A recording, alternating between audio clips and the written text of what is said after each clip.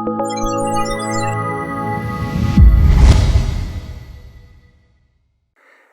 Rodney, how are you? First of all, thanks so much for being with us for so long. I can see a lot of great things in your swing. And the cool thing is, I really want to help you break 80 this year. And I want to focus on the most critical piece that's keeping you from getting the distance and consistency and stuff that's going on. The blocks to the right, all of this stuff is pretty easy to explain. And it really comes down to just tweaking something in your transition. Now, this transition part, honestly, is probably one of the hardest things to get right at first because it feels so disconnected and disjointed from swinging the actual club. It's hard to see and understand the true benefit of doing this, and it also makes your swing feel less powerful because you're actually putting in less effort from your arms and shoulders and upper body in general. So that's another thing that's hard for people to adapt to. It's when they do this right, they're like, it feels like I didn't do anything. And our instincts just say, no, I need to do more. I need to put more effort into it. But I see all of the good stuff going on in your swing, so I know that you will put in the work to get this move down, and it won't take that long. I would say if we spend a month working on this one move, then this will fix the vast majority of stuff going on in your swing, give you a ton more power, and be the last really big hurdle for getting you into that point where you're consistently shooting in the upper 70s, low 80s at first. And then we can start dialing it in from there. But so I'm not going to spend a ton of time going through all the little things because for the most part, like I said, there's a lot of great stuff going on. I'll kind of do like a quick overview of this stuff, but I really want to dive into the nuts and bolts of what's really going on here. So focus on face on or down the line first. A lot of great stuff going on here. You make a really nice turn. I mean, there's little things that I would tweak here, but for the most part, this stuff looks really, really good. The issue starts to happen right here in the transition. And so first of all, I want you to understand the blocks.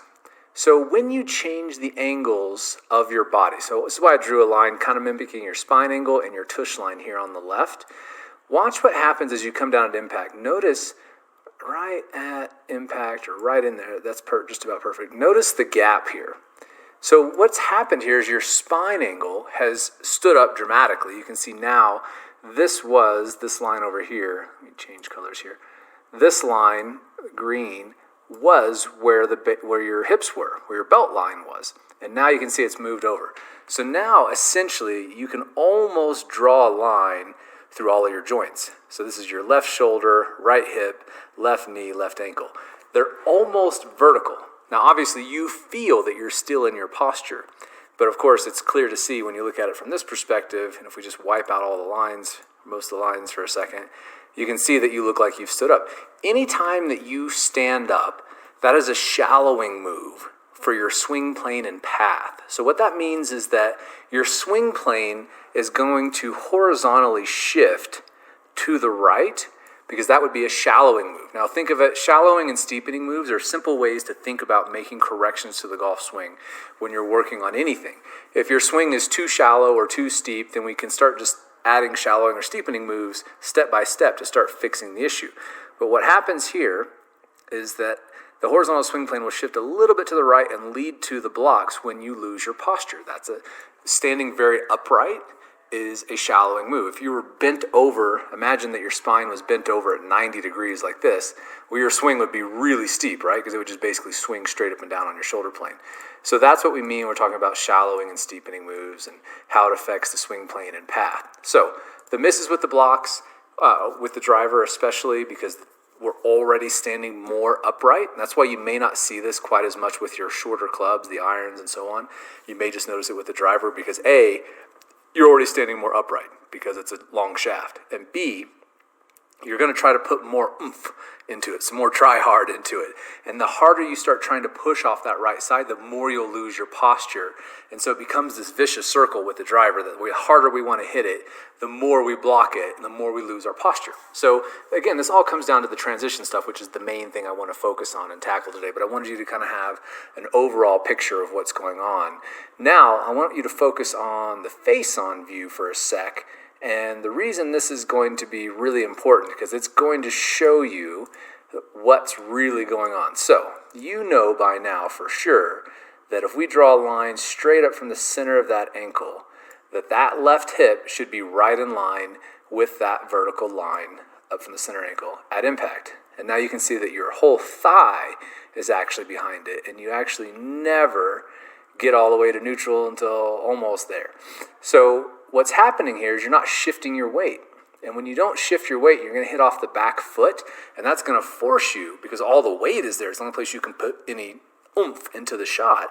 When your weight is all back on that right foot, you're going to always lose your posture when you push off your right side. Now, another way to check this, and just little simple cues I've talked about a lot on the website. So now I'm going to say stuff that I'm certain you've heard before, but now you'll see it in the context of what you're actually doing right now. And then when you go back and watch some of these videos later, you'll be like, oh my gosh, that totally makes sense. I get it now. So one of the things I talk about is this imaginary plane line on the outside of the right foot, and the right heel should never ever break that plane line. And you can see how it is. It's moved out to the right, or to your right, outside that line. And you know that the ankle should always roll to the inside this way and be moving in and then up. And that's, again, indicative of just hitting off the back foot. And that's where we see a little bit of a chicken wing going on here. That's all coming from right arm push. And we get, again, because you're hitting off the right leg, this is all going to make perfect sense. So, long story short, the first thing we're going to tackle is weight shift and transition. And we put those two things together. The transition is the hardest move in golf. And once we get that, then the rest of the great stuff that you've already got going on in your swing is going to be really easy to dial in and perfect, because you're going to have the big pieces out of the way. So let's focus, again, just on face on. And I want you to pay attention to the number one thing, the number one checkpoint is how much does this left knee move in relationship to how much these hands move during the transition. I want to see this left knee moving before these hands ever start coming down at all. And then think of it initially as like a 2-to-1 relationship. The knee should move twice as far as the hands during this transition phase to help load those muscles in the core, because we're now moving our hips in the opposite direction that our upper body is moving slightly, because the club is still pulling back. It's still moving back in the backswing. So the club's pulling and winding our bodies back this way, and our hips are going this way. So as we do that, then we get this little dynamic stretch, but it's huge for increasing power effortlessly in the swing. So now let's take a look. So let's see if the hands move more than the feet, than that left knee. We can see already the hands have moved the full width of your hand, and the left knee is still kind of stuck back here. And now the transition's pretty much done, and we're starting to get ready into the post-up phase. And the left knee is just now starting to move. So all that's happening here is you're late. Your hands are firing too soon, and that's another steepening move in the swing when you start firing the arms hard from the top. And when that happens, the other tendency is two things. One, you're doing exactly what I talk about in why people hit off their back foot, which is the arms fire first, and they're going this way, and that's going to cause your weight to go where? It's not going to go this way, right? You've got all this force and momentum pulling your hands and your body weight down. That's going to make your weight go right there. That's why it's so critical for you not to be pushing, to fire your hands too soon, and why that left knee has to initiate the weight transfer first, because the weight transfer takes a little bit of time. It's not going to happen as fast as you can rip your hands down. You don't have that same fast twitch muscle fiber, plus you're moving a lot of mass, you're moving your pelvis, the biggest bone structure in your body, so all of this stuff needs that head start. So the whole trick to this is to focus on the transition videos I'm going to put in your recommended videos list down below, but what I want you to do is go to the top of your swing and focus on keeping your hands up there and moving the knee and the weight over to the left side first, and watch how that pulls your hands down to where they are right now. That is the key to getting the transition dialed in, is that we have to let the lower body initiate the switching of direction of your hand movement from the backswing to the downswing, and then everything starts to unwind automatically.